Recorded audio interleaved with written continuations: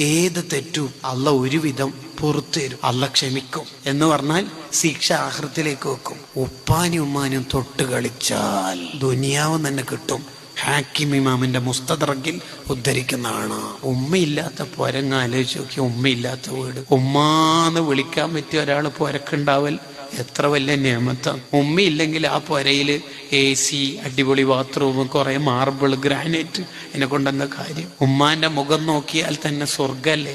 ഉമ്മാന്റെ മുഖത്ത് നോക്കി അജുമ്രം ചെയ്ത കൂലിയല്ലേ? ആ ഉമ്മയില്ലെങ്കിൽ തീർന്നില്ലേ നമ്മളെ വീടിനെന്ത് പ്രകാശമുള്ളത്? അവര് കുറെ കാലം നമുക്ക് വേണം. ഉപ്പന്റെ ഉമ്മന്റെ പൊരുത്തം വാങ്ങണം. ഉപ്പാക്കും ഉമ്മാക്കും 1 രൂപ കൊടുത്താല് ഇസ്ലാം പറയുന്ന കൂലി എത്രയെന്നറിയാം?